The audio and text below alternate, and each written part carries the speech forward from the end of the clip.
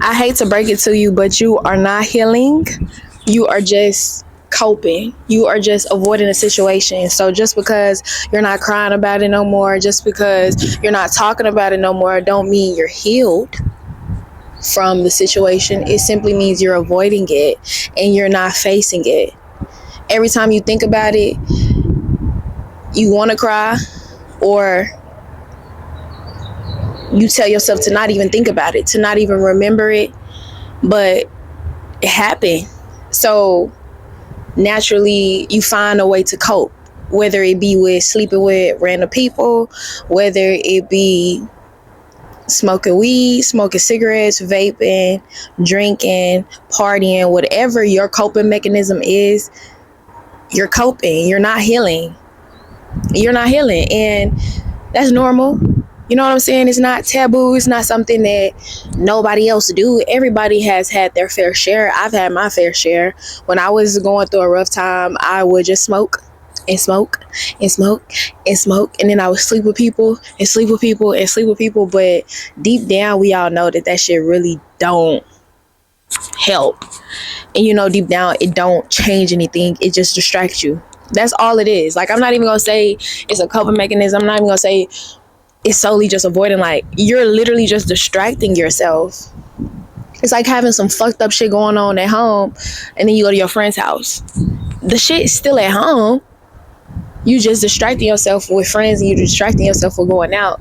And it's not always a bad thing to distract yourself. Don't get me wrong. You know what I'm saying? And it's not always a bad thing to tell yourself, don't cry about it or don't think about it. But when that's all you do, that's when it becomes a problem. Because there's going to be a point where you're going to think about it whether you like it or not.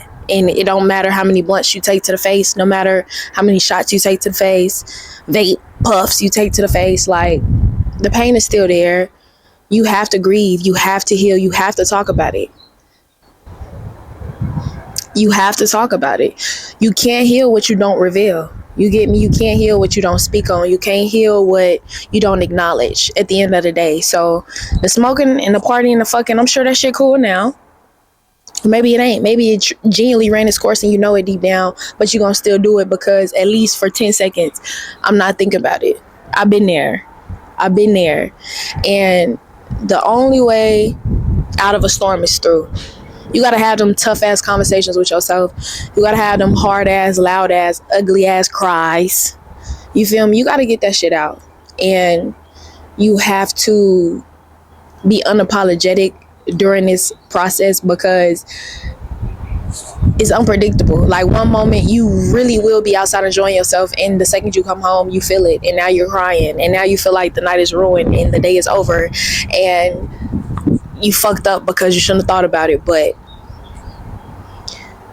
what replays in your mind is what your heart can't get over. So know that it affects you, it hurts you, it angers you, whatever emotion that it triggers, acknowledge it, get it out, go scream, go yell, go run. You know what I'm saying? Go lift weights, get the emotion out, but don't do it in a harmful way and just solely to cope, you know. And when I say harmful, like, don't use drugs, because again, it's so temporary. Don't use alcohol, it's so temporary. And most importantly, do not use people. Nobody likes to be used. It's not fun and it's not cool. And I'm not saying like use people, like use your friends as a distraction. I think that's healthy. I'm all for that. Like, go hang out with your friends, talk about it with your friends, but don't use people. Don't just sleep with people. Don't sell people this fantasy of you wanting them and wanting to be with them and you like them when really you're just trying to distract yourself with a nut. Don't do that. You know what I'm saying? Like, that's not fair. And exactly how you feeling, you just gonna put that on them, and that's not fair and that's not fun. But you're not healing. Just because you're not talking about it, just because you're avoiding it, just because you're smoking away, drinking away, partying away, just because you get your hair done, your hair cut, your nails done, some new clothes, some new drip, it don't mean you're over the situation, and it don't mean that it don't affect you no more. It simply means you're avoiding it and you're coping. We're human, it happens, but if you really truly don't want to think about it no more, if you really truly want to get over the situation, you got to face it head on, and you got to feel everything that come with it, and you got to talk about it even when you're tired of talking about it. even when you're tired of talking about it. I know with me, when it comes to like heartbreaks, like I'm a cry baby, and I cry so much that like I get to a point where I'm like, I'm literally tired of crying. You know, I'm literally tired of talking about it. I'm tired of talking about my feelings. Why does it still hurt? I'm tired of crying. You know what I'm saying? But in reality, it hurt regardless. Whether I was holding it in, deep down it hurt. I had a moment where I was like, okay, I'm not gonna cry this time. I'm finna hold it in. And one day it all just came out over the littlest fucking thing.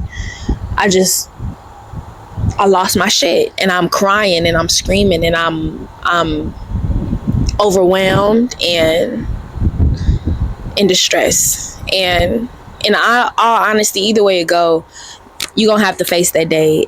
But if you take control of it and you decide what day, it's far more easier on you and less stress, because you're not tripping over the littlest thing or a random thing. You're actually addressing the situation, you know? So just food for thought. You know, you're not healing, you're avoiding it. You're not healing, you're just coping. And you're not over it, you're just not talking about it.